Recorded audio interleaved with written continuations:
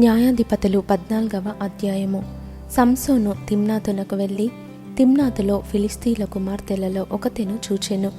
అతడు తిరిగి వచ్చి తిమ్నాతులో ఫిలిష్తీయుల కుమార్తెలలో ఒకతెను చూచి తిని, మీరు ఆమెను నాకిచ్చి పెండ్లి చేయవలెనని తన తల్లిదండ్రులతో అనగా, వారు నీ స్వజనుల కుమార్తెలలోనే గాని నా జనులలోనే గాని స్త్రీ లేదనుకొని సున్నతి పొందని ఫిలిష్తీయులలో నుండి కన్యను తెచ్చుకొనుటకు వెళ్ళుచున్నావా అని అతనిని అడిగిరి.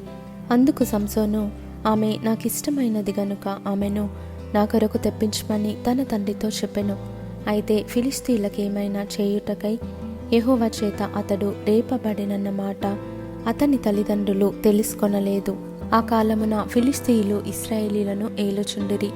అప్పుడు సంసోను తన తల్లిదండ్రులతో కూడా తిమ్నాతునకు పోయి తిమ్నాతు ద్రాక్ష తోటల వరకు వచ్చినప్పుడు కొదమసింహము అతని ఎదుటికి బొబ్బరించుచూ వచ్చెను.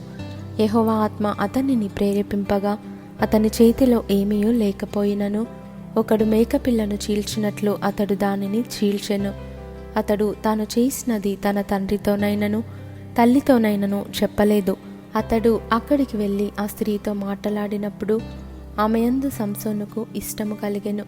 కొంతకాలమైన తరువాత అతడు ఆమెను తీసుకొని వచ్చుటకు తిరిగి వెళ్ళుచుండగా ఆ సింహపు కళేబరమును చూచుటకై ఆ వైపు తిరిగినప్పుడు సింహపు కళేబరములో తేనెటీగల గుంపును తేనెయు కనబడగా అతడు ఆ తేనె చేతనుంచుకొని తినుచు వెళ్ళుచు తన తల్లిదండ్రుల యొద్దకు వచ్చి వారికి కొంత నీయగా వారును తినిరి.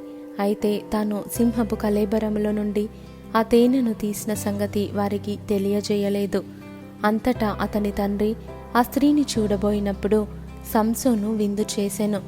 అచ్చటి పెండ్లి కుమారులు అట్లు చేయుట మర్యాద. వారు అతన్ని చూచినప్పుడు అతని యొద్ద నుండుటకు 30 మంది స్నేహితులను తోడుకొని వచ్చిరి. అప్పుడు సంసోను, మీకిష్టమైన ఎడల నేను మీ ఎదుట ఒక విప్పుడు కథను వేసెదను.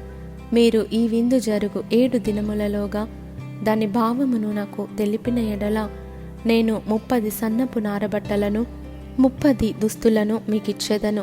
మీరు దాన్ని నాకు తెలుపలేకపోయిన ఎడల మీరు 30 సన్నపు నారబట్టలను 30 దుస్తులను నాకు ఇయ్యవలెనని వారితో చెప్పగా వారు మేము ఒప్పుకొందుము, నీవిప్పుడు కథను వేయుమని అతనితో చెప్పిరి.